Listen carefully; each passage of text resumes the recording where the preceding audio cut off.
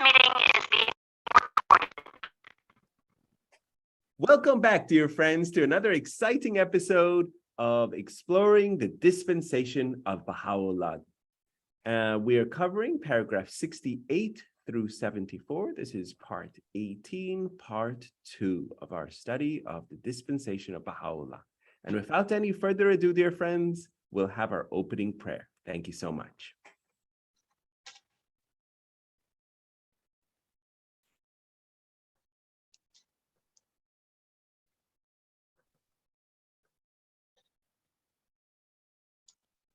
Magnified be thy name, O Lord my God.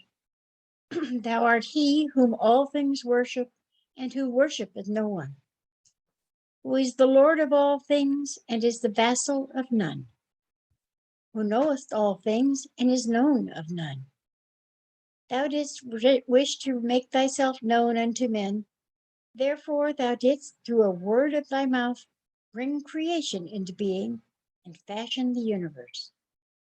There is none other God except thee, the fashioner, the creator, the almighty, the most powerful.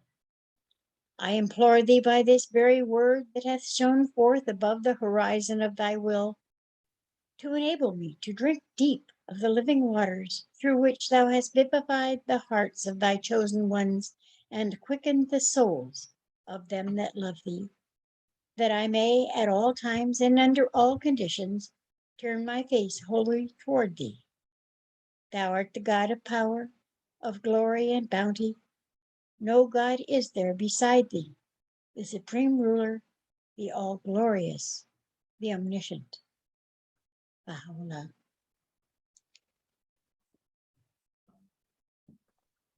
Beautiful, Miss Claudia. Thank you so much. And welcome back, everyone. Hope you all had a wonderful, wonderful week. And let us get back into our study. Okay, so we're covering paragraph 68 through 74. Okay, this is, here we go. Let me full size it for everyone. There we go. Paragraph 68 through 74 of the Dispensation of Baha'u'llah. And if you're like, Ehsan, where is paragraph 68 start? Paragraph 68 starts on the opening of the section entitled, ʻAbdu'l-Bahá. Okay, so if you have the Dispensation of Baha'u'llah in front of you, paragraph 68 is on page 131 at the very top, where it starts, dearly beloved friends. Okay, as you all know, when the beloved guardian states dearly beloved friends, that is an opening and a transitionary if he has said something else before. So now he's transitioning into another statement. And you can see that right after he says, I have in the foregoing pages ventured to attempt an exposition. So he's now reiterating what he was saying before. And so before he had been addressing the stations of His Holiness Baha'u'llah, as well as the Blessed Bab. And now in these upcoming passages in paragraph 68 through 74, he is addressing the third central figure, His Holiness ʻAbdu'l-Bahá. So now we're going to get into the station of ʻAbdu'l-Bahá in these paragraphs 68 through 74. And tonight we're not going to reread all of these paragraphs 68 through 74. We read them last time, but we're going to study them this class, okay? And so I encourage you again to reread them in your privacy, and so you can have them in the forefront of your mind, okay? So in this class, we're going to go through the materials and find out some of these topics that the beloved guardian is being mentioning here. One of them that he mentions in these paragraphs is the confusion that surrounded the station of ʻAbdu'l-Bahá. The confusion has surrounded all the three central figures. Who is Baha'u'llah when Baha'u'llah appeared? And then and again, the confusion surrounding the Blessed Bab. and especially now the confusion surrounding Abdu'l-Bahá. So we're going to see, I've given a few examples and of the confusion that occurred around the station of Abdu'l-Bahá. And so we're going to be exploring that in this section. And if we have time, we finish per se early this section, we'll be exploring the next set. And that is even more exciting. Every one of these is so awesome. The next one will be exploring the titles of Abdu'l-Bahá. So let us get into this. So in this section of the letter, the beloved guardian is initially summarizing the topics that he has so far addressed in the letter. And the topics that he addressed were namely His Holiness Baha'u'llah, as well as the Blessed Bab. And then he prefers a clarification. So he's now clarifying regarding the station of Abdu'l-Bahá, right? So he's highlighting the significance of his position in the dispensation of Baha'u'llah. So the station of Abdu'l-Bahá, this is from all the notes, he has been a source of confusion, and it was particularly during his own lifetime. So specifically during his lifetime, and thankfully, this is an incredible gift of the beloved guardian, that he wrote the Dispensation of Baha'u'llah to help the friends understand the station of Abdu'l-Bahá. So this was a gift of the beloved guardian, in very clear, very concise, very emphatic, which we know who Abdu'l-Bahá is, thanks to the beloved guardian. So Abdu'l-Bahá was explicitly appointed by the Blessed Beauty as the authorized and unerring interpreter of his words and the center of his covenant. And in contrast to his function and station, Abdu'l-Bahá chose the title of servant of Bahá for himself and manifested utmost humility and purity of spirit in all his deeds and words.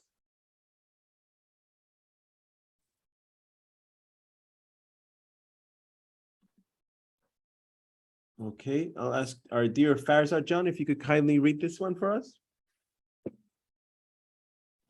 Sure. Allah. Allah. The Dispensation of Baha'u'llah, major key points from paragraph 68 to 74. At present, only the Bab and Baha'u'llah can claim to be manifestation of God before the expiry of 1,000 years from the date of the declaration of Baha'u'llah. Although Abdu'l-Bahá has a rank radically different from that of the Bab and Baha'u'llah, he is considered to be one of the central figures of the Baha'i dispensation, together with Baha'u'llah and the Bab. Excellent, excellent. So he is a central figure of the Baha'i dispensation, but he is not a manifestation of God. He has a very different rank and station as a manifestation of God. It's very different. But we do not understand his station. And that is really not for us to try to unravel. But we, as Baha'is, as Baha'is, we, through our life, we become closer to Abdu'l-Bahá, his example, his sacrifice, through transformation of our inner lives, our private character. And we get ever closer. And through our sacrifices, we can get an inkling, just an inkling of, per se, who or what Abdu'l-Bahá is. Just the inkling. And that is really, he is so beyond. And so this is something that I want you all to understand. And when in the next section, when we get to the titles of ʻAbdu'l-Bahá, really it blows you away who ʻAbdu'l-Bahá is and what he is and what sacrifice he gave to the world.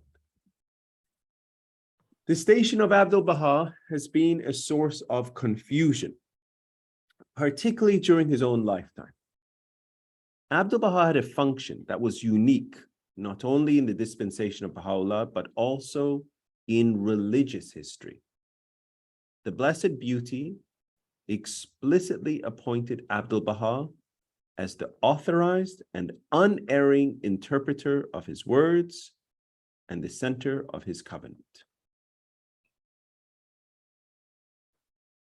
As you recall, Baha'u'llah is at the highest point of when the sun comes, during the zodiac of Leo, right?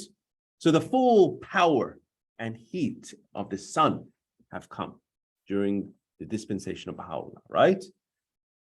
So what can capture the absolute power of the sun during the highest point? The most humble and of the valleys, right? If the whole ocean comes, you have to have the lowest point to capture the ocean. And that is ʻAbdu'l-Bahá, the most humble, the most pure. And so ʻAbdu'l-Bahá is a creation of Baha'u'llah. He is a gift of Baha'u'llah to the world.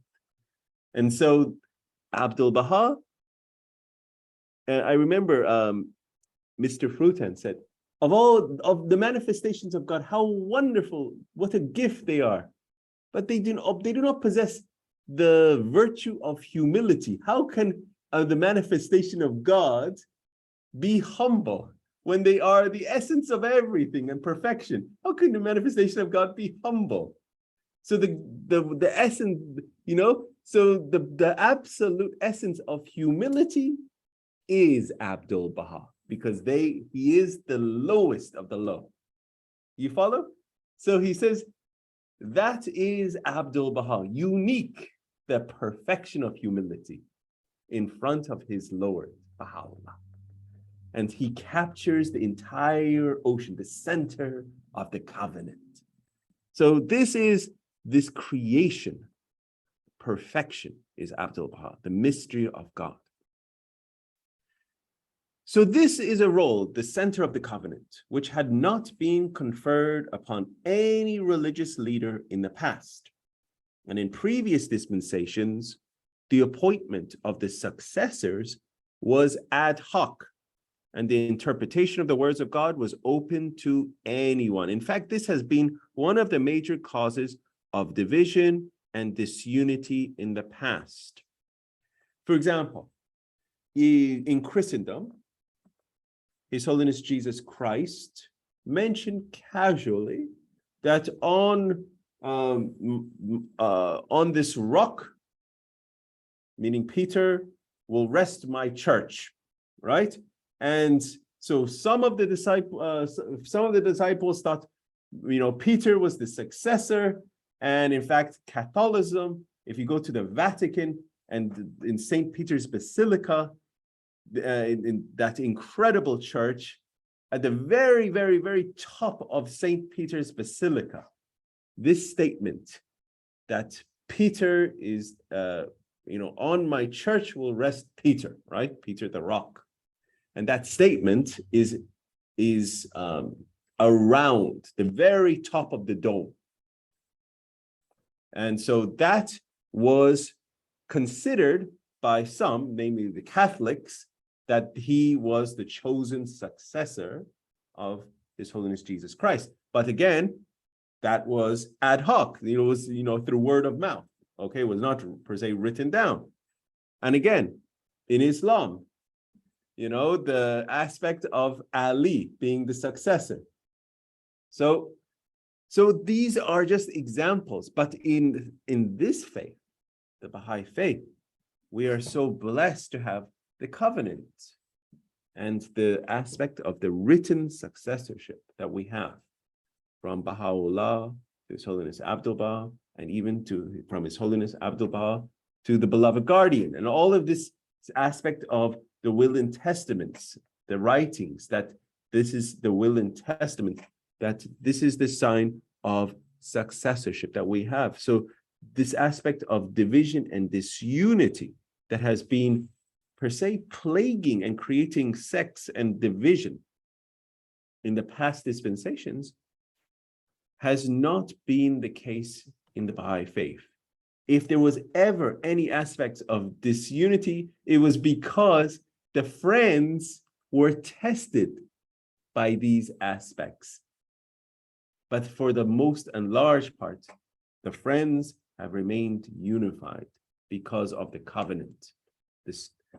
And so this is one of the most, per se, unique aspects of the Baha'i faith, the covenant. It's an incredible thing. And this is why one of the great Ruhi books, Ruhi book 8, is the covenant. And we need to study it really deeply, because this is something that, dear friends, it is unique. It is a gift from the of the faith, is to understand what is the covenant. So here is an example of the calligraphy of one of the master calligraphists. This is a Mishkin Qalam, and this is the titles, just some of the titles. Remember, we're going to get into our next section on the titles. This is just some of the titles that were conferred upon His Holiness ʻAbdu'l-Bahá, and these are mentioned in various tablets. And I'm not, I cannot read this, but maybe one of our dear friends, whether it's Farzad John or Riaz John, can read this for us, but or even one of them would be nice to hear. Either one of you can read any of these. It's much easier to read than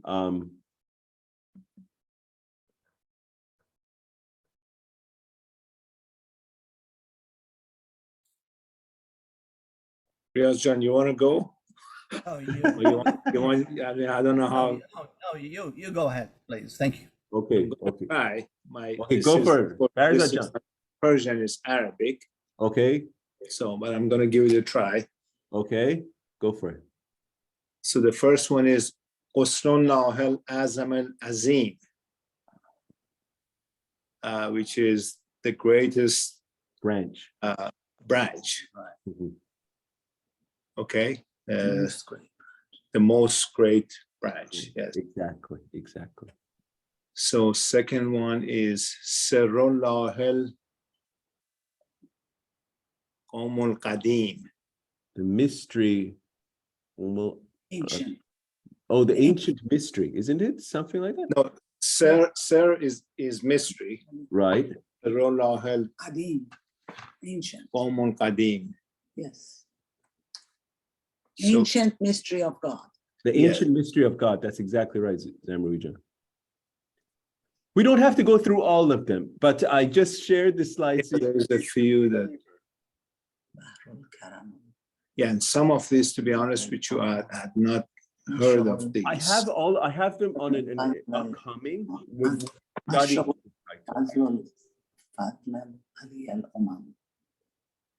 So this one is Marja'ul Amrullah, means The no, Marja means the one you refer to, yeah, the faith of God. Amrullah means faith of God. yeah, exactly.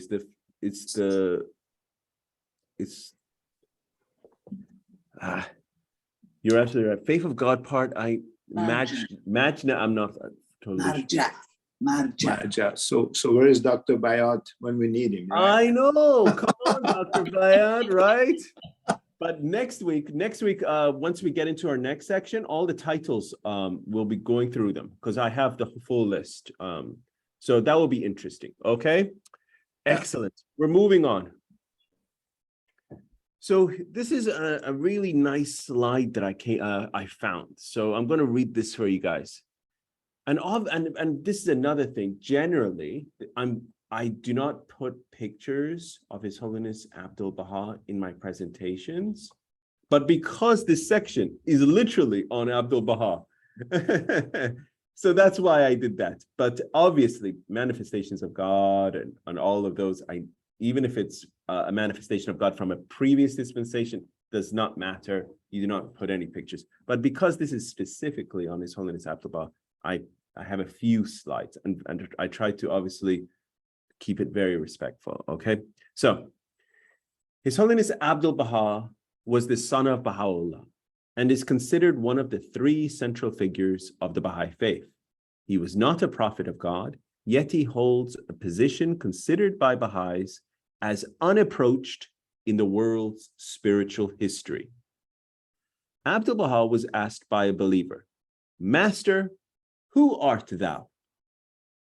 Verily, he replied, "I say unto thee that I am indeed an humble, submissive, and imploring servant of God, a servant of His beloved, a messenger of the exaltation of His word, a spreader of His fragrances, an extoller of the banner of love and harmony, a promoter of the greatest peace among all nations and tribes, a kindler of the fire of the love of God in the hearts of the people, a runner to the place of martyrdom in the cause of God, a yearner for every calamity in the love of God, a longer for suspension upon the cross for the love of the beloved, a herald of the kingdom of God among the sects of all horizons. This is my station and condition. This is my blazing crown. This is my glorious throne. Because my servitude to the holy threshold is my brilliant light, my shining star, and my drawn sword. And beside this, I have no other name. My station is ʻAbdu'l-Bahá, he said. My name is ʻAbdu'l-Bahá. My qualification is ʻAbdu'l-Bahá. My praise is ʻAbdu'l-Bahá. My title is ʻAbdu'l-Bahá. ʻAbdu'l-Bahá in English simply means servant of glory, splendor, or light. The following study examines the unique and superlative station of ʻAbdu'l-Bahá, that person whom all Baha'is extol and characterize as the center of Baha'u'llah's covenant and the perfection and the perfect example of a true Baha'i. Where can this be found? This, Or you can send it to us. oh, I'll send it to you. I send it to you. Okay, good. Of course, dear Riyaz. Okay. At the same time, the titles and descriptions given to ʻAbdu'l-Bahá by Baha'u'llah and the charismatic and spiritually strong character of ʻAbdu'l-Bahá had left no doubt in the mind of everyone coming into contact with him of his high station and dignity.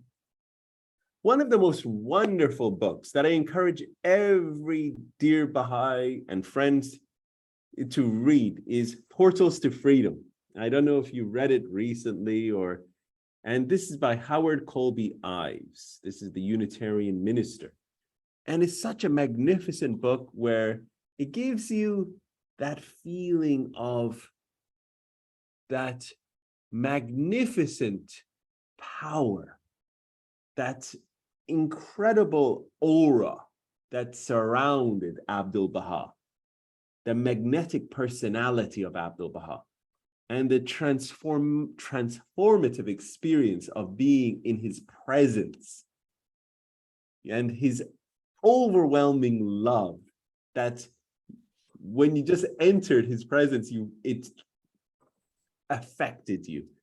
You get that feeling when you read Portals to Freedom. And so of how this Unitarian minister, who was initially very per se cold to the Baha'i faith and just very unbiased, he's just cold, and how ʻAbdu'l-Bahá transformed him. And it's a very incredible book. And I encourage all the friends to read it, and because when you read these type of books, you get a closer feeling of who Abdu'l-Bahá is. So It's here, called, Portals of Freedom by Horace Ives. Howard Colby Ives. That's correct. Howard Colby Ives. Yeah. It's online. I'll send it to you, dear Yuda, but I recommend you get the book itself. It's an incredible book. Portals to Freedom. Yeah.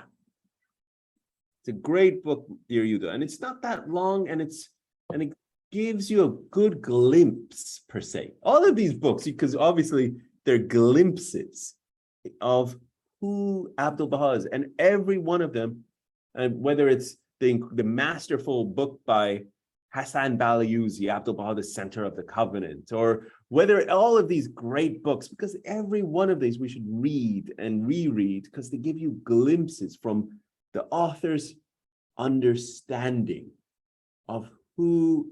There it is. Bam. You see Farzad John is holding up Portals to Freedom right there. So it's an awesome book, and I encourage you to read it because it gives you a glimpse from the author's eyes, spiritual eyes, who Abdu'l-Bahá is. And it's a fantastic book. Okay, moving on. This is an awesome imagery here. This is a tablet of Baha'u'llah addressed to Abdu'l-Bahá. So this is a tablet of His Holiness Baha'u'llah addressed to Abdu'l-Bahá. And the translation of part of this tablet appears in the Dispensation of Baha'u'llah, and it's on page 43 of the Dispensation of Baha'u'llah. So it says, "O thou who art the apple of mine eye." What a beautiful opening, right? "O thou who art the apple of mine eye, my glory, the ocean of my loving kindness, the sun of my bounty, the heaven of my mercy, rest upon thee. We pray God to illumine the world through thy knowledge and wisdom, to ordain for thee that which will gladden thine heart and impart consolation to thine eyes." On so many levels, it's so beautiful. I mean, to think, this is the manifestation of God talking to his most great creation, right? And he's talking with absolute love and reverence. Then on another level, the human aspect, the father to his son, how much does love he has for his son. "Oh, thou who art the apple of mine eye." I have a son and I love him with my dearest heart, But the words here Baha'u'llah using is of such tenderness and love. It's incredible, and so beautiful. "The ocean of my loving kindness, the sun of my bounty, the heaven of my mercy rest upon thee." How beautiful and so tender is the love of Baha'u'llah to his son Abdu'l-Bahá. And this is such an awesome calligraphy here in this 5-pointed star here. So we move on. This is from Promulgation of Universal Peace. So I wanted to pull different extracts focusing on the title, and station of Abdu'l-Bahá. Okay, maybe I have to make it a little smaller. I might have gone over. Yeah, let me make it a little smaller there. There we go, and full size. Sorry about that. There we go, that's much better. "Inasmuch as great differences and divergences of denominational belief had arisen throughout the past, every man with a new idea, attributing it to God, Baha'u'llah desired that there should not be any ground or reason for disagreement among the Baha'is. Therefore, with his own pen, he wrote the Book of his Covenant." So this is so important. "Addressing his relations and all people of the world, saying, Verily, I have appointed 1, ʻAbdu'l-Bahá, who is the center of my covenant. All must obey him. All must turn to him. He is the expounder of my book, and he is informed of my purpose. All must turn to him. Whatsoever he says is correct. For verily he knoweth the texts of my book. Other than he, no one doth know my book. The purpose of this statement is that there should never be discord and divergence among the Baha'is, but that they should always be unified and agreed. So in the book of his covenant, the Kitab-e-Ad, and in the Kitab-e-Ad, the book of his covenant, Baha'u'llah very emphatically has written to turn to ʻAbdu'l-Bahá, who is the center of my covenant, right? And all must obey him. All must turn to him. He is the expounder of my book. Not, which book is this? What is saying? My book. Does it mean the expounder of Kitab-e-Aqdas? Or expounder of, Kitab-e-Iqan? What is he? So he says the expounder of my book. My book means his faith. It means, he is expounding on it. Okay? This is the expounder of my faith. And he is, who is he? ʻAbdu'l-Bahá. Is informed of my purpose. My is Baha'u'llah's purpose. Right? So what's an incredible station Baha'u'llah is conferring upon him. All must turn to him. Whatsoever he says is correct. For verily he knoweth the texts of my book. Again, book. Meaning he knows my faith, the faith of God. Other than he, no one doth know my book. So no one can claim to say, I am the unerring interpreter at this point in time. No one can claim that. So the unerring interpreter, ʻAbdu'l-Bahá, in his will and testament, confers that upon the guardian.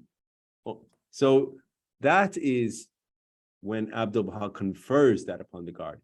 At this point in time, no one could claim that. You follow?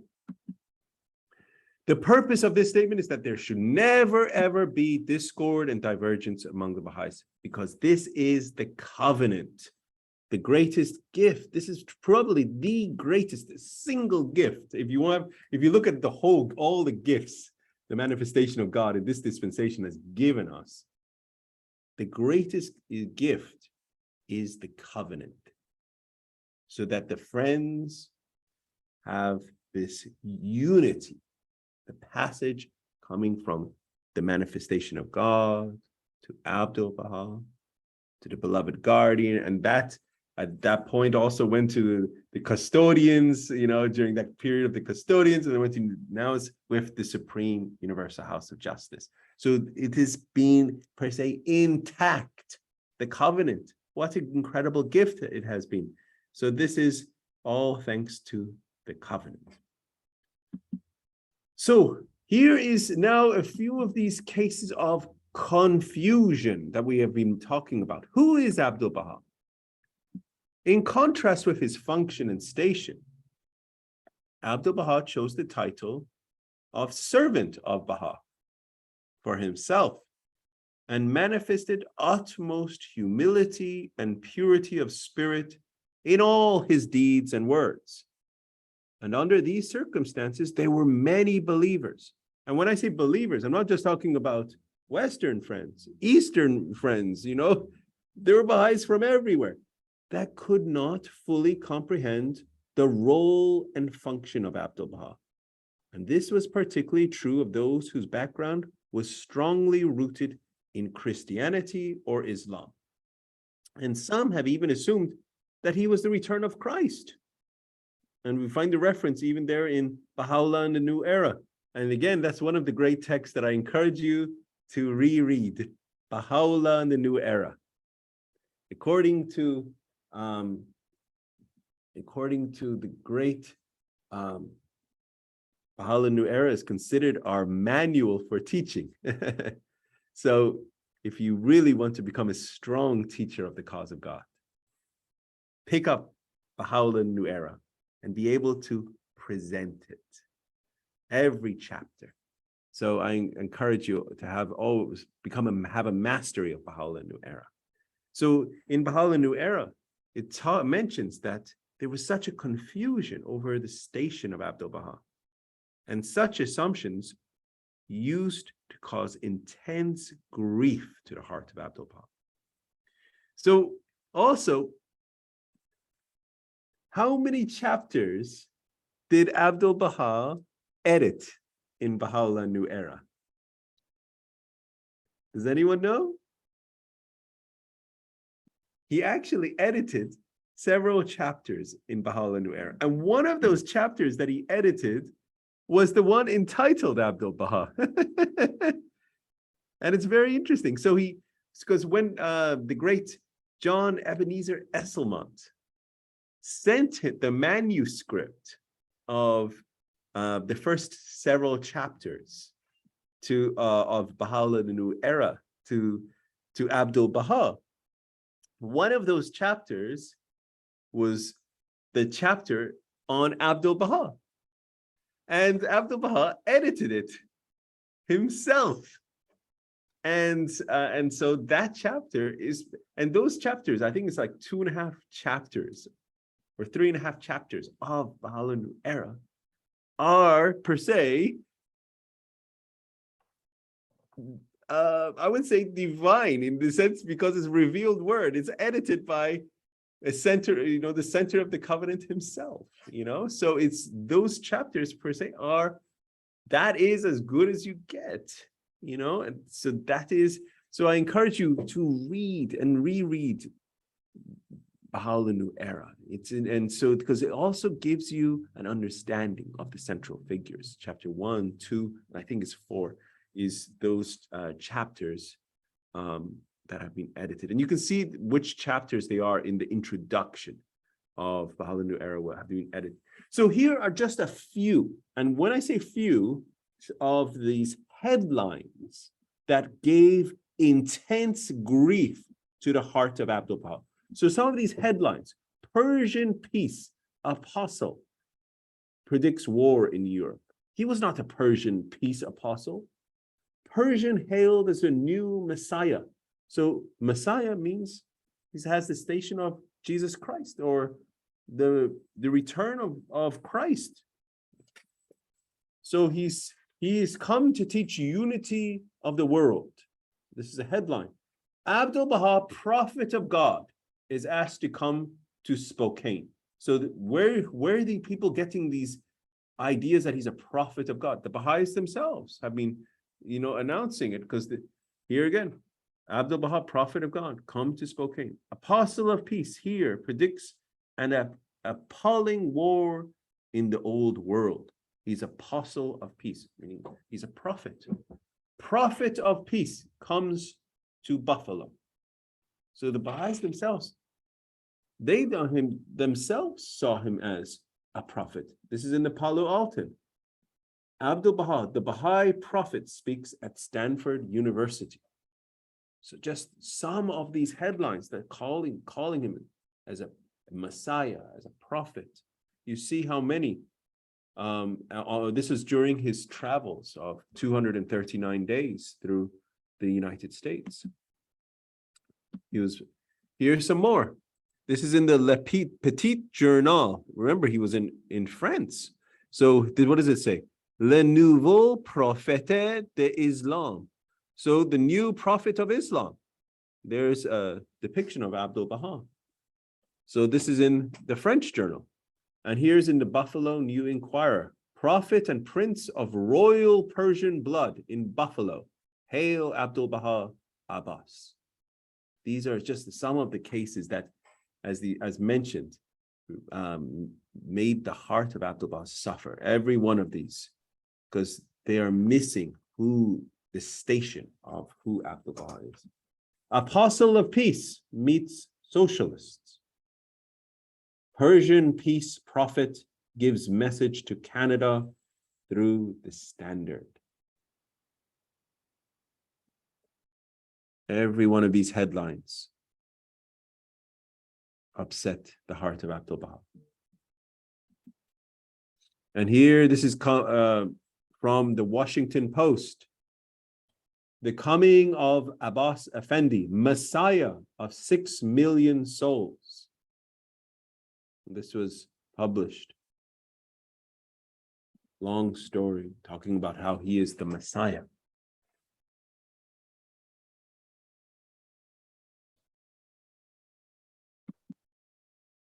Syrian meal for Persian prophet.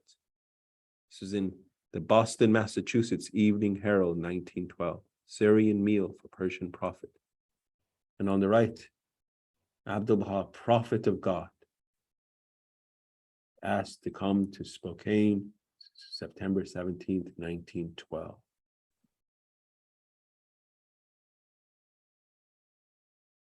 So these are just some examples. There are many more examples. I just wanted to share just some glimpses of the confusion regarding the station of ʻAbdu'l-Bahá.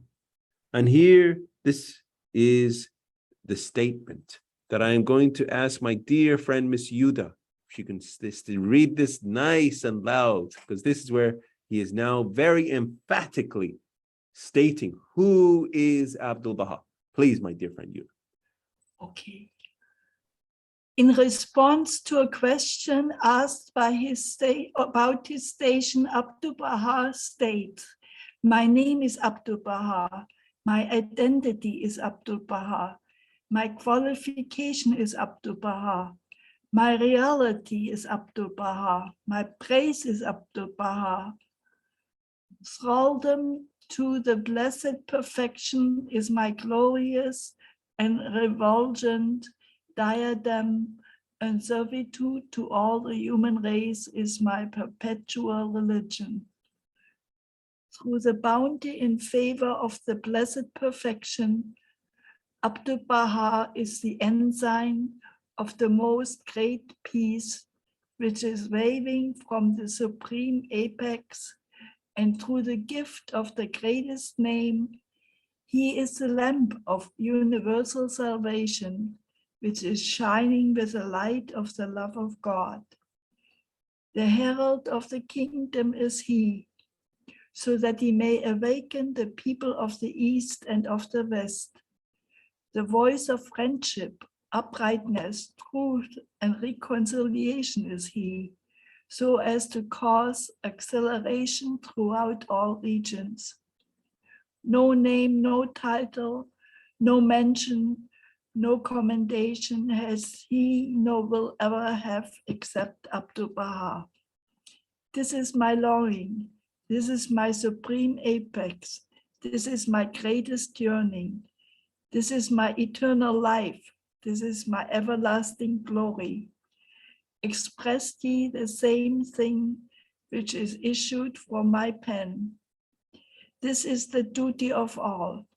Consequently, the friends of God must assist and help ʻAbdu'l-Bahá in the adoration of the True One, in the servitude of the human race, in the well-being of the human world, and in the divine love and kindness." Thank you.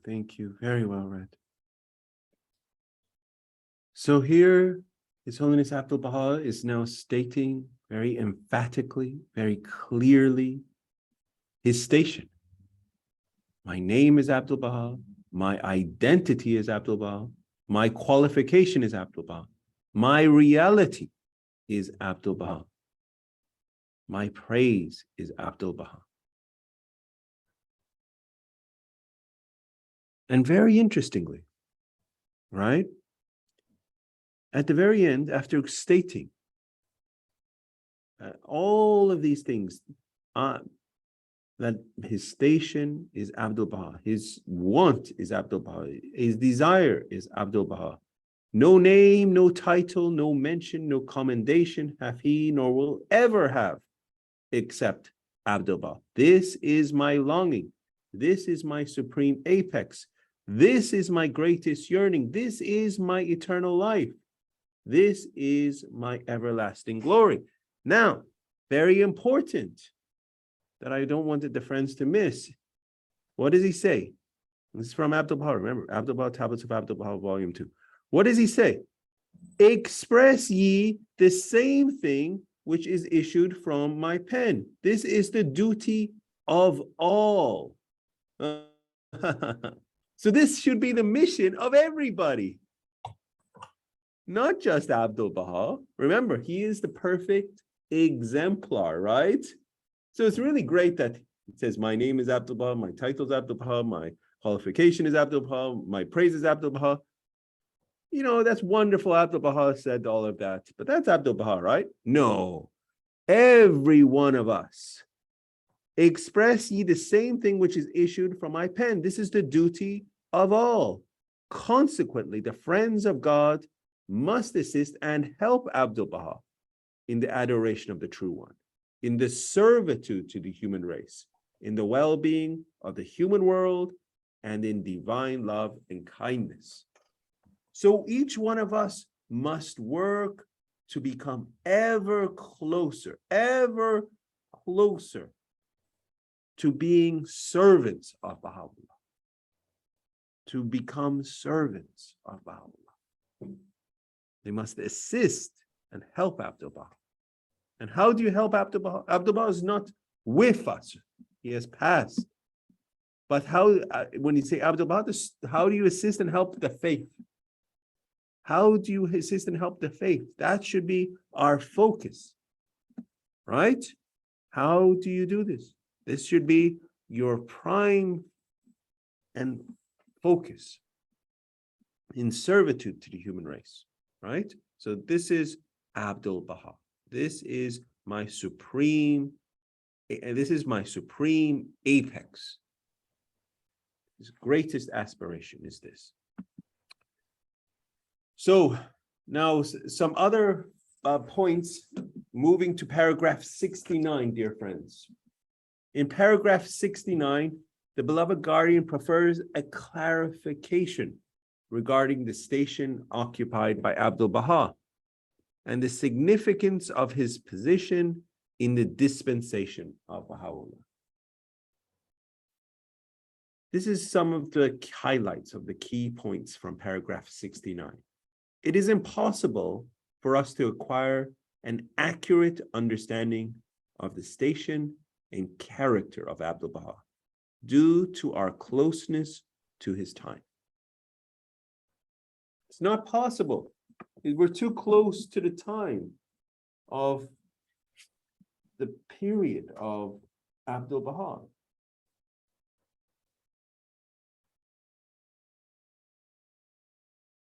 And then we find that it says, an attempt I strongly feel should now be made to clarify our minds regarding the station of ʻAbdu'l-Bahá occupied by ʻAbdu'l-Bahá and the significance of his position in the Holy Dispensation.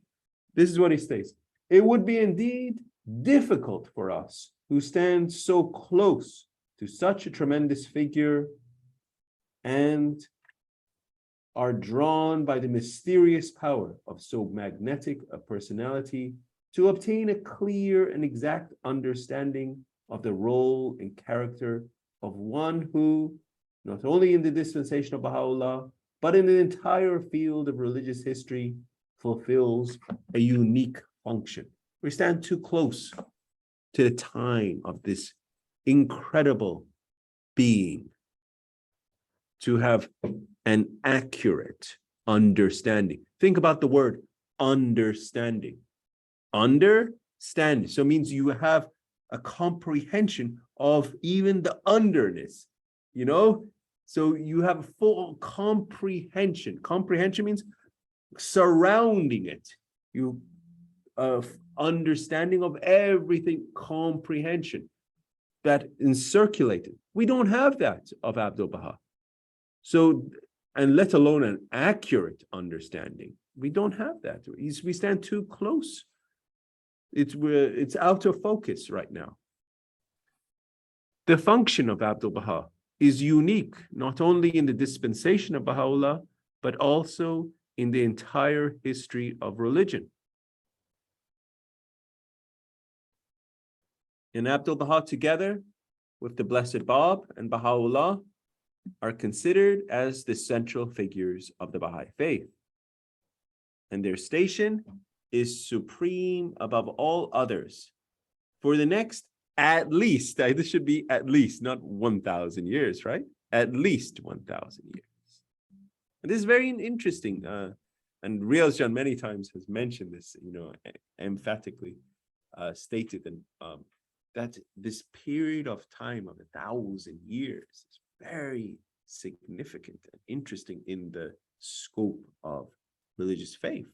And as mentioned, this period of 1,000 years was when the Blessed Bab announced himself, was from the period of 260 AH after Hijrah to 1260 AH. So that was a period of 1,000 years to 1260 is 1844. So at least 1,000 years, and another manifestation of God will not announce himself. So nevertheless, the rank of ʻAbdu'l-Bahá is radically different from that of the Blessed Bab and Baha'u'llah.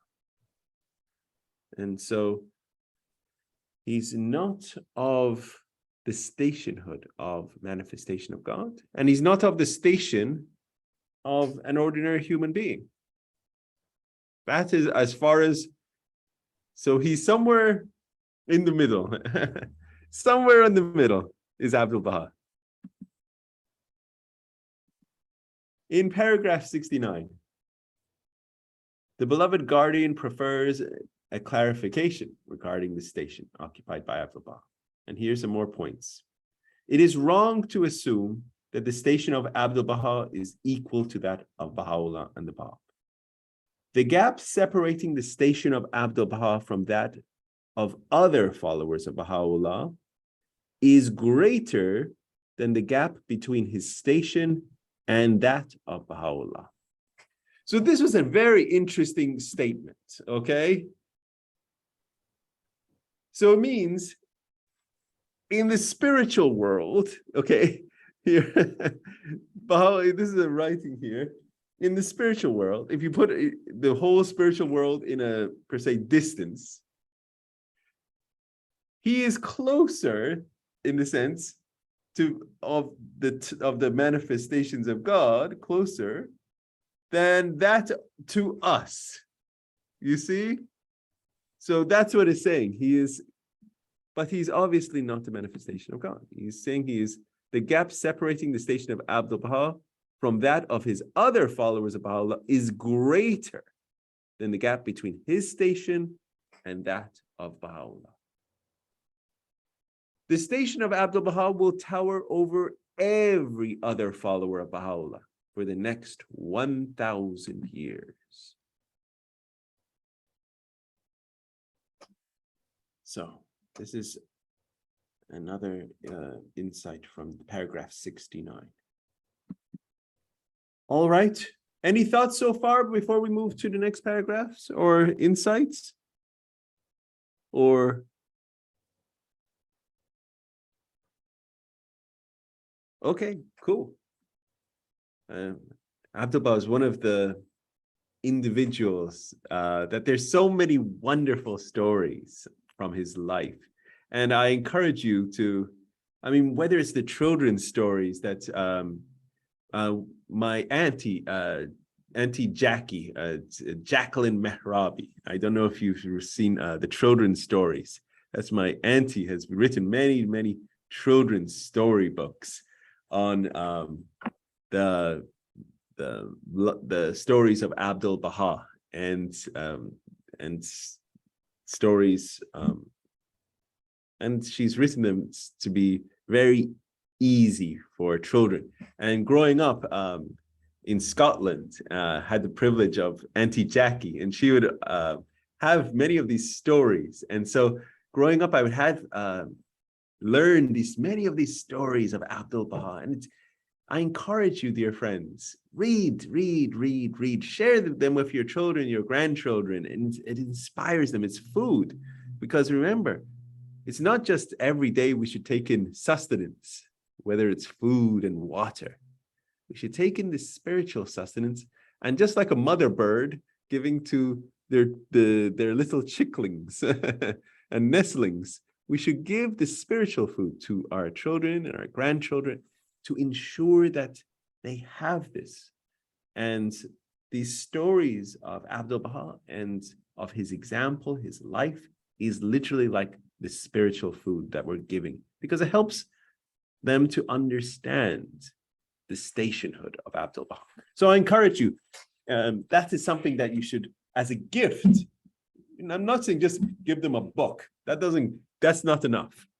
Read it with them. Read it with them and guide them, help them, share with them in your family times with them. You know, the more that it's on your common speak with them, that helps guide them. That is something I want you. Don't just give them a prayer book and say, "Oh, I love you. Here's a prayer book," and then the rest of the time is family time.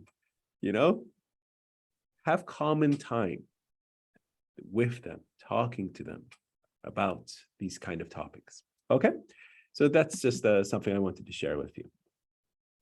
So on this major topic, remember, here the beloved guardian is constantly hammering home these fundamental verities of what the faith stands for, right?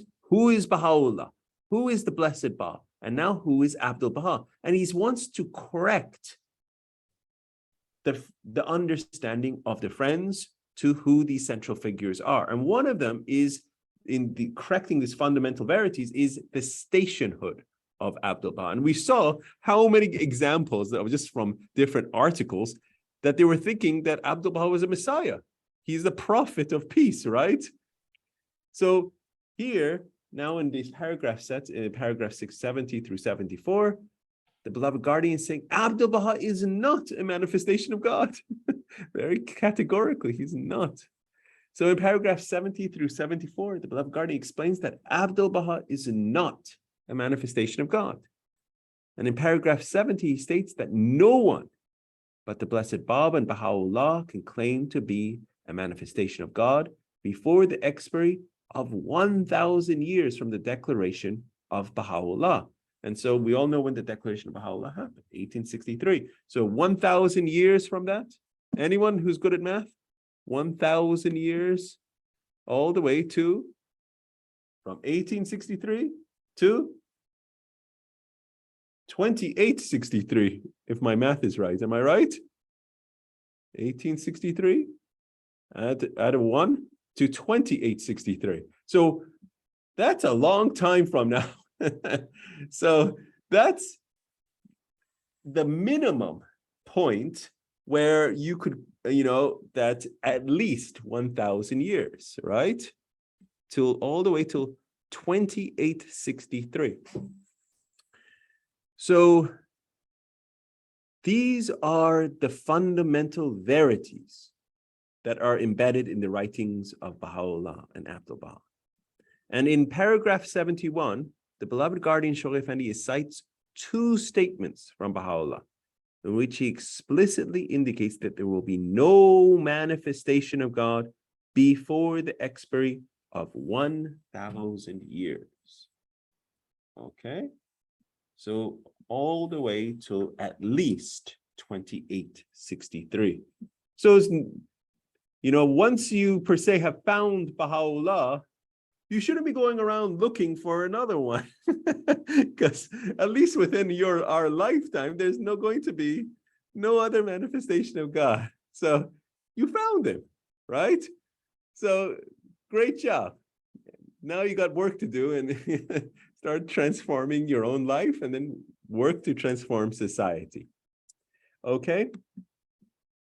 Now, in paragraph 72, now let us have a reader for in this slide, okay? We're doing excellent, every one of you. Riaz John, if you could kindly read this for us.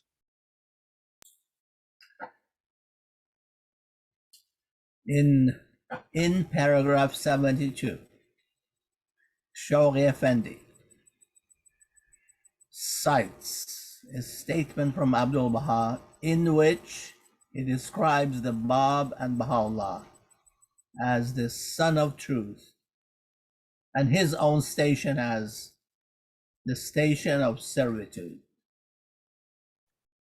What an incredible statement. And I encourage you to reread this one. Imagine that. The station of the blessed Bab and Baha'u'llah. And you see this in the ringstone, right? There's two stars on each side. The stars of the heaven of this divine heaven, the Son of Truth. And ʻAbdu'l-Bahá is what?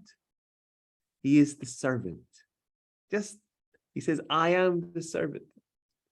So this is the station of ʻAbdu'l-Bahá. And we carry on, dear friends. So then coming up into paragraph 73, this is where now the beloved guardian wants to hit home. He's saying, this is not my words. It's not just me writing this in the Dispensation of Baha'u'llah. He's saying, I'm quoting from the Will and Testament. These are the words of ʻAbdu'l-Bahá himself. So in paragraph 73, the beloved guardian is now citing statements from the Will and Testament of ʻAbdu'l-Bahá, in which the station of the Bab is clearly defined as the manifestation and the forerunner of Baha'u'llah, and the station of Baha'u'llah as the supreme manifestation of God. And this was an incredible statement right there in the Will and Testament of ʻAbdu'l-Bahá, saying, and everyone else as servants to the commandments of Baha'u'llah, meaning he himself also. So he himself also has the station of servitude. And we find that in paragraph 73. Also, obviously quoted by the beloved guardian from the Will and Testament of ʻAbdu'l-Bahá. Then we move to paragraph 74. The beloved guardian is shedding a further light on the station of ʻAbdu'l-Bahá. And despite the references made by ʻAbdu'l-Bahá to himself, we should not simply conclude that ʻAbdu'l-Bahá is merely just one of the servants of Baha'u'llah, or at best an authorized interpreter of his teaching. This is so incredible. The statements made by Baha'u'llah in the Kitab-i-Khan, the Kitab-Ad, namely the Will and Testament of Baha'u'llah, or the Surah Qusna, the tablet of the branch, as well as all these other incredible tablets addressed to ʻAbdu'l-Bahá, they invest His Holiness ʻAbdu'l-Bahá with a power and a station that the present generation cannot fully appreciate. This is where, when we read in that earlier paragraph, I think it was 60, what was it? That we're too close, right? It was that paragraph that we stand too close. Yeah. And the significance of his position in this holy dispensation. That we're just standing too close to comprehend the station. So even all these incredible attributes that Baha'u'llah has written, one after another, whether it's in the Kitab-i-Khan, whether it's in the Kitab-Ad, whether it's in the Surah Qusna, or all these incredible other tablets, our comprehension of his true station is so limited by this present generation that we cannot fully appreciate who he is. It's like a Monet painting, you know? We're standing too close, so all we see is this fuzz. We could, you know, maybe in 1,000 years, we will have stepped back far enough, and then we can see the incredibleness of this beautiful painting that is ʻAbdu'l-Bahá. And all, per se, that pointillism, you know, that Monet used, the dot, dot, dot, dot, dot, dot, dot, dot, dot. All his acts of service, all his acts of sacrifice, all his acts of love and devotion, all his acts of prayers and transformation of hearts. Each one is a tiny dot, and there's an billion of these dots, but we're standing too close. So we don't see the fullness. And through time and time, we will start seeing this majestic picture of who ʻAbdu'l-Bahá is. And this will happen through time. Also, it will happen through the transformation of our hearts from us affecting a change. And by us being active transformational agents, we will also be able to get a glimpse of who ʻAbdu'l-Bahá is. You follow? Because, if for example, here's just an example. If you study the lives of the hands of the cause of God, who were transformed by ʻAbdu'l-Bahá, or who were transformed by the beloved guardian, the hands of the cause of God, right? You get a feeling of the awesomeness of ʻAbdu'l-Bahá, or the awesomeness of the beloved guardian, right?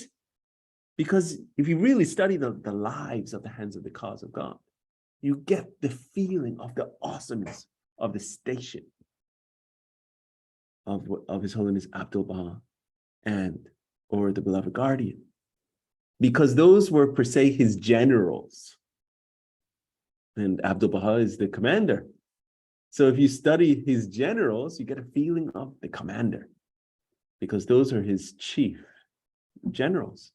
And so we should be the generals. And so that's why if you study more his per se, the lives of these individuals. So carrying on this line, where the beloved guardian is quoting from the Will and Testament in paragraph 73, the beloved guardian is citing more from the Will and Testament of ʻAbdu'l-Bahá, in which ʻAbdu'l-Bahá categorically rejects the accusation made by the covenant breakers that he was claiming a station equal to Baha'u'llah. So this is a very emphatic and clear statement. ʻAbdu'l-Bahá rejecting this allegation that he is claiming, he was completely baseless and false, that he occupies the same station as his father, namely a manifestation of God. This was a claim by the covenant breakers that he was claiming to be a manifestation of God. Right there in the Will and Testament of ʻAbdu'l-Bahá, he absolutely categorically rejects it. And in that statement, he says, the Bab is a manifestation of God, Baha'u'llah is the supreme manifestation of God, and all others are servants. So to finish up this section, checking our time, we're doing good. I've this very good class. So ʻAbdu'l-Bahá wrote his will and testament in Akka during the years 1901 and 1908. So if someone asked you, how many will and testaments were there? 3. It was done at 3 different times. And why? You say, why? I thought there was 1, right?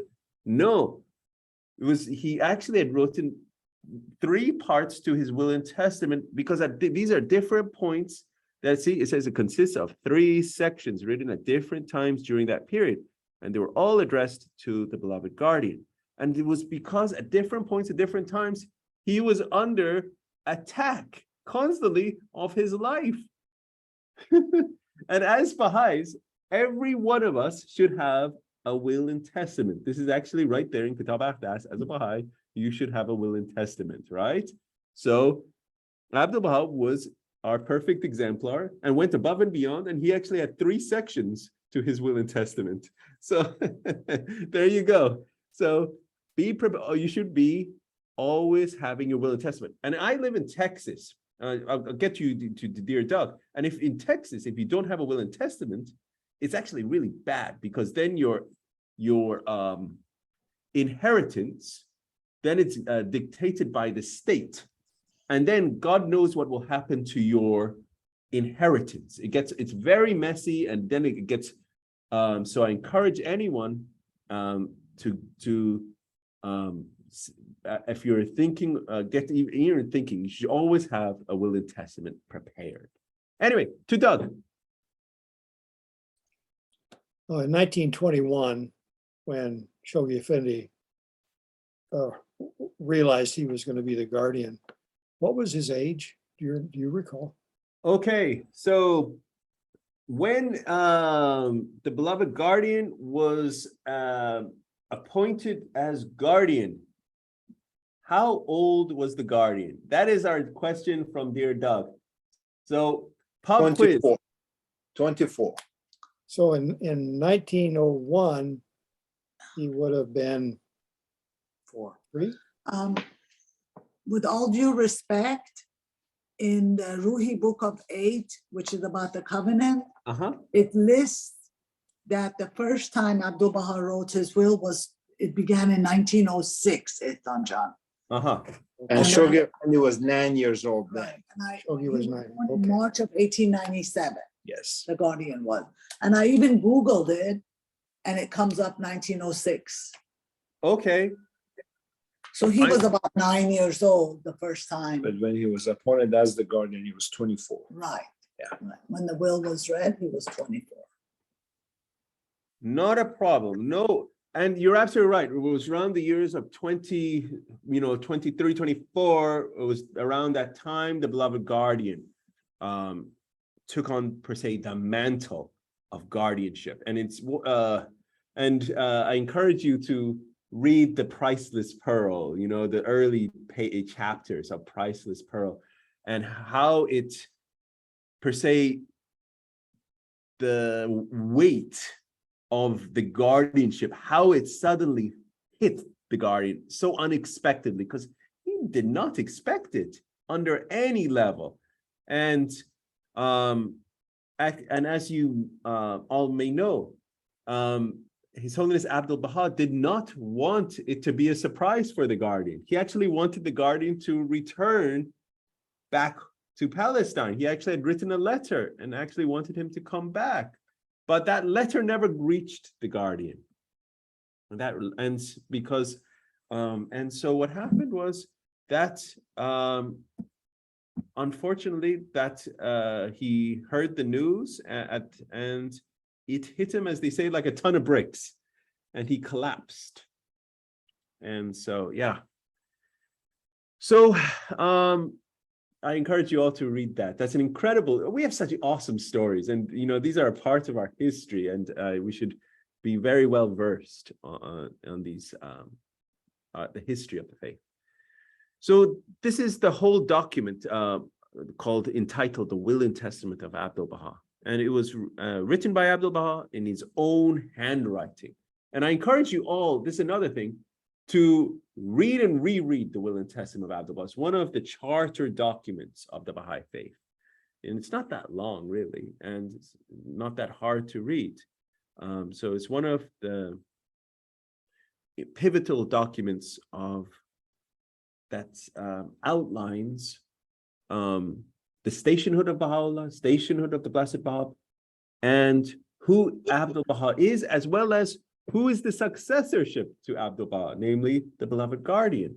And so it's all right there and also that the Baha'is should eschew the covenant breakers. Eschew means avoid, shun the covenant breakers, stay away from them, and keep the faith safe and stronghold, and stay strong in the covenant. So it's all right there in the Will and Testament of ʻAbdu'l-Bahá. So, and it was also very important, it's signed and sealed in his own handwriting. So it was unequivocal. It's not like back in the days, it might have been written by him, but we're not sure about it. This was very clear. His own handwriting. And as you've probably seen the stamps of Baha'u'llah and the stamps of ʻAbdu'l-Bahá, and you can see them, they're in the archives now. And that's so cool that we have these kind of things, because then yeah, this is authentic. No one can question it. And at the time of the passing of ʻAbdu'l-Bahá, the beloved guardian was in Oxford, studying at Balliol College. Me growing up in England, I find it the coolest of all things that we have such an educated and scholarly beloved guardian. You know, it's so cool. On the receipt of the news, he prepared to travel to the Holy Land.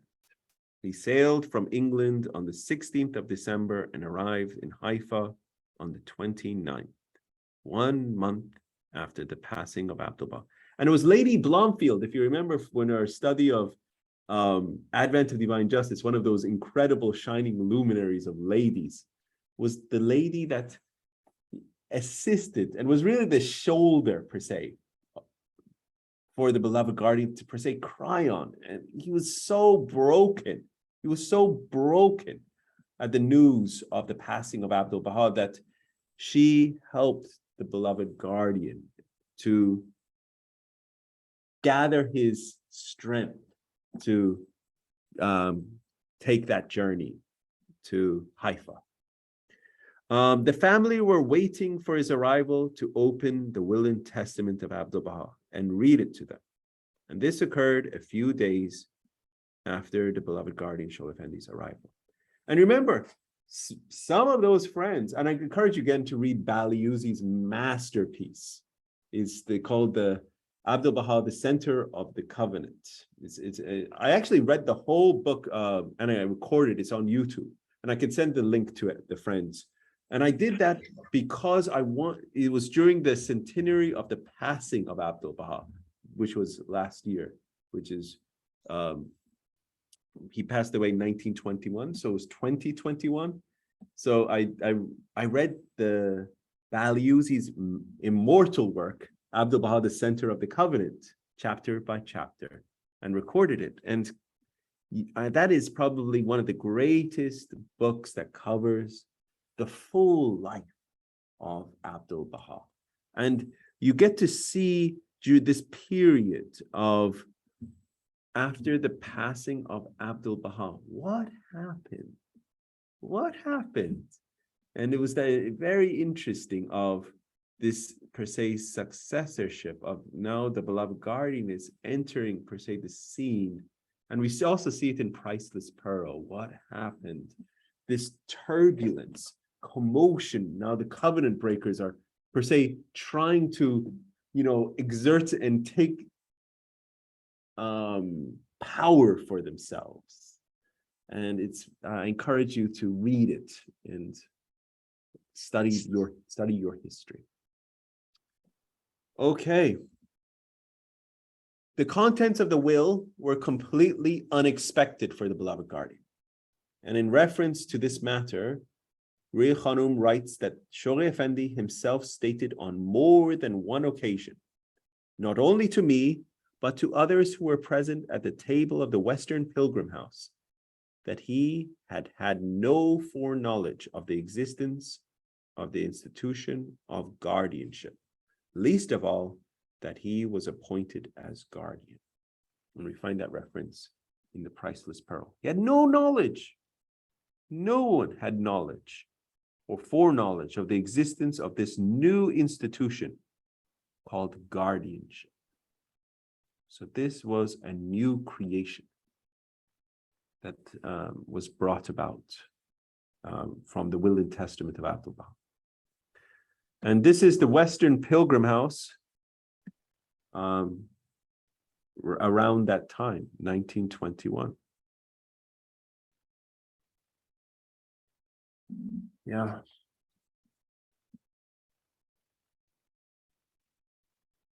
Mr. Rahmani, I don't know if any of the friends knew Mr. Rahmani from Houston. His father was the one that built this, the Western Pilgrim House. It was a wonderful one. His son was Abul Fazl Rahmani. It's from the Rahmani family. And it's wonderful. I mean, I knew the son living in Houston, and even the son was such a light. Obviously, when I say the son, this guy was very old, very old when I met him, and he was just the most glowing person that you would ever meet.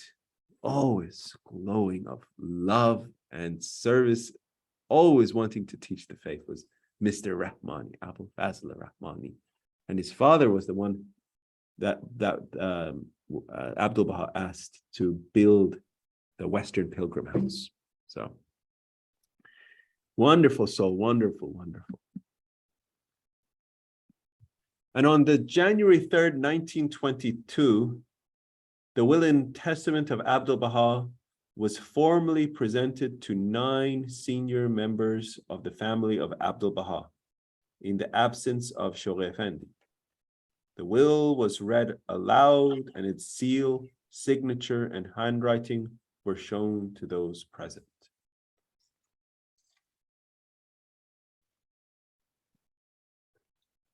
So this is from God Passes By. This is just a very brief summary. I put 2 slides in this so to outline the contents of the will and testament. I actually have a whole course on will and testament of Abdu'l-Bahá, but this is just a mini summary, direct with the bullets pointed. So if someone said, "Hey Ehsan, what is the brief summary of will and testament of Abdu'l-Bahá?" These are the few slides that give you the main key points, and this is coming from God Passes By. Okay? The document establishing that order, the charter of a future world civilization, which may be regarded in some of its features as supplementary to no less weighty a book than the Kitab al-Aqdas, signed and sealed by Abdu'l-Bahá, entirely written with his own hand. So it can be considered as supplementary to the Kitab al-Aqdas. It has that weight, it has that power and authority as the charter of a future world civilization. It is one of the charter documents. Its first section, composed during one of the darkest periods of his incarceration in the prison fortress of Akka, proclaims categorically and unequivocally the fundamental beliefs of the followers of the faith of Baha'u'llah. So this is the first section. What are the fundamentals of the faith of Baha'u'llah? It's the first section. And it was during his time when he was in Akka. This first section reveals in unmistakable language the twofold character of the mission of the Bab, discloses the full station of the author of the Baha'i revelation, asserts that all others are servants unto him and do his bidding, stresses the importance of the Kitab al-Aqdas, and establishes the institution of the guardianship as a hereditary office and outlines its essential functions. So very clearly, categorically, if you recall that quote, the station of this twin station, twofold character, mission of the Bab. He is not only the harbinger and the forerunner of the manifestation of God to come, he is also in his own right a manifestation of God. So he has this twofold station. And then he also is asserting this manifestation of God, Baha'u'llah, the supreme manifestation of God for this day and age. Then he also asserts that all others are servants unto him, including himself, because he's not talking about himself. So he's saying all others, meaning himself. Remember, this is the will and testament of Abdu'l-Bahá, saying all others are servants unto him, meaning Baha'u'llah, and do his bidding. Then he stresses the importance of Kitab al-Aqdas, the most holy book for the Baha'i dispensation, and establishes the institution of the guardianship as a hereditary office. This is so supremely important that you cannot, suddenly assume I'm the new guardian unless you are of the family, because it's hereditary. That's one of the requirements. And that's why we do not have any more per se guardians. You have to be of the family also. Okay. Provides the measures for the election of the International House of Justice. And the words here are from the God Passes By, international, as we know it. Oh, my chubby finger, I apologize. as we know it now, it's the Universal House of Justice. There it was mentioned is the International House of Justice. And he defines its scope and sets forth its relation to that institution. It prescribes the obligations and emphasizes the responsibilities of the hands of the cause of God. So if you're asking me, Ehsan, I did it. So the hands of the cause of God are mentioned in the will and testament of ʻAbdu'l-Bahá? Absolutely. Because who created the hands of the cause of God? Where did that come from? The first hands of the cause of God were from Baha'u'llah. And then, so the hands of the cause of God were already in effect, even time of Baha'u'llah. And so now in the will and testament of ʻAbdu'l-Bahá, their responsibilities are and obligations are more clearly defined. And then in the will and testament of ʻAbdu'l-Bahá, it's now focusing more on extolling the virtues of the indestructible covenant established by Baha'u'llah. And again, I encourage you to take Ruhi Book 8. Ruhi Book 8, it gives you a very incredible picture of the covenant. Also, read the great books of Tahirzadeh. The great books of Tahirzadeh, the covenant of Baha'u'llah, the revelation of Baha'u'llah's, the child of the covenant. So read these great books, as well as also take Ruhi Book 8. But I encourage you, read. We're so blessed to have these incredible books in our faith that gives you a good understanding of the covenant. Also, in this section, it expatiates on the sufferings endured by its appointed center and recalls the infamous conduct of Mirza Yahya and his failure to heed the warnings of the Bab, and exposes in a series of indictments the perfidy and the rebellion of Mirza Muhammad Ali and the complicity of his son Shawullah and of his brother Mirza Badiullah.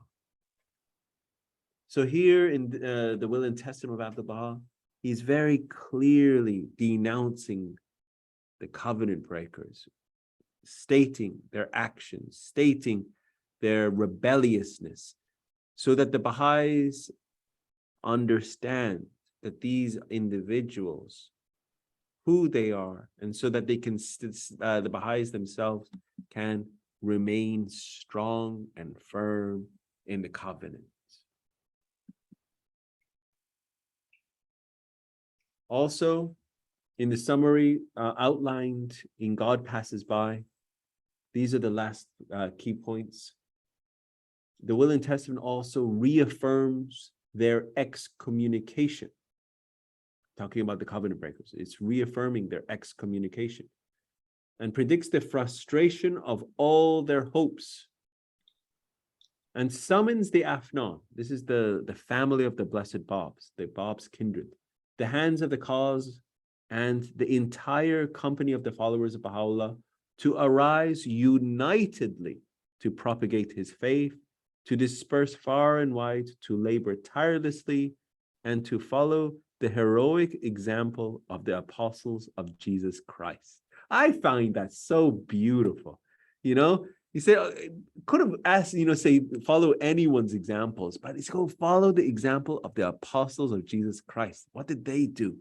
They went far and wide and spread the verses of God. What a beautiful language.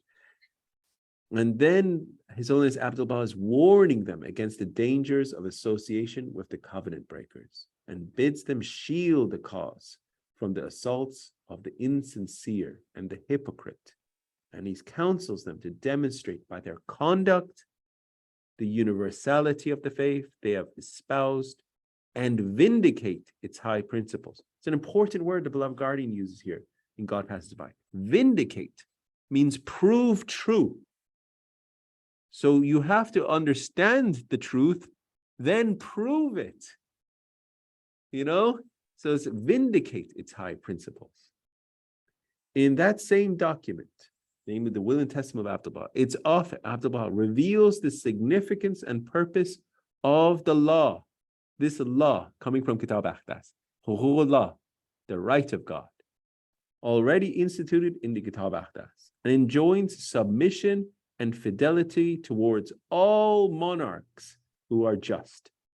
So he's now enjoining submission and fidelity. What does fidelity mean? Faithfulness towards all monarchs who are just. And when you say monarchs, you can say, Ehsan, I don't live in a monarchy here in the United States. We don't have a monarchy. We have a presidency, and it's a constitutional presidency. But a monarchy here means a leader, the leader of the country. So it says you have enjoined submission and fidelity. So if your leaders of your country are just, then as Baha'is, we should be enjoined submission and faithfulness to all, per se, leaders who are just, and expresses his Abdu'l-Bahā's longing for martyrdom, and voices his prayers for the repentance as well as the forgiveness of his enemies. So there we are, dear friends. So those are the major key points. We find that in God Passes By, and that was our paragraphs, that in the opening paragraphs that we find in the section now we're studying Abdu'l-Bahá. That was quite, oh, I apologize, it's a few minutes after 8:30, so sorry about going a few minutes over, but hopefully that was great. Any questions for at this point, or insights or feelings before we have our close? Yes, John, please. I apologize, but I'm very much interested in that tablet in the form of a pentacle. Okay. The 5-pointed star. But later we can at another. I'll send it to you, dear Riaz, John. Okay. Okay, thank you. Excellent. And if you know the source, if it doesn't matter. No problem, Riaz, John. I'll find it, because when I do these presentations, I have so much materials and everything. I know. But I'll have to look for it, and whether it's the source, but I'll put that, and I'll send whatever to the. I'm sorry to bother you so much. No, it's great. It's good. These are good questions. And yeah, so hopefully tonight you got a bit of a feeling of the awesomeness of the stationhood of Abdu'l-Bahá, you know, and as we were in our last class, we were talking about the awesomeness of the station of the Blessed Bab, and now we're talking about this another central figure, Abdu'l-Bahá. And so yeah, hopefully get a bit of that feeling. And next week we're enter into the titles of Abdu'l-Bahá, and so this will be very interesting, exploring all other titles you may not have even heard of, attributed to Abdu'l-Bahá. So that will be very interesting. So dear friends, we're at that point. I hope you had a wonderful session today. Any of you dear friends that would like to share a closing prayer, and maybe a healing prayer for all those friends that are sick? I mean, I'm probably one of the individuals that gets sick more than often than anyone else, canceling class. But any of your dear friends, if you do mind to share a healing prayer for all the friends that get sick and need help, it would be really appreciated. And thank you so much to every one of you.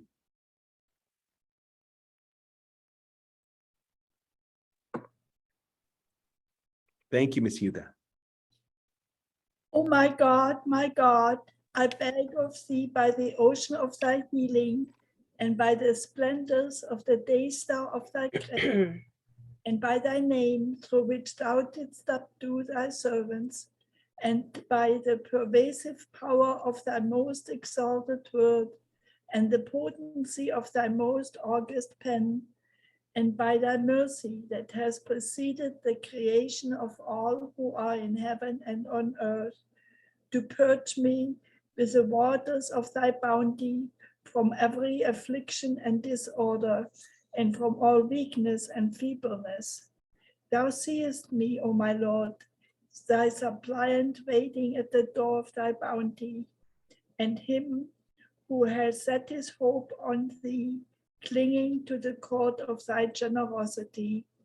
Deny him not, I beseech thee, the things he seeketh from the ocean of thy grace and the day star of thy loving kindness.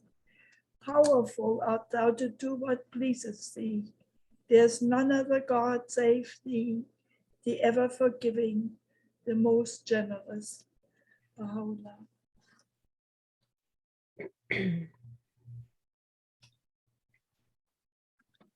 Thank you so much to every one of you, and lovely seeing you all this week. Thank you. Thank you. Have a wonderful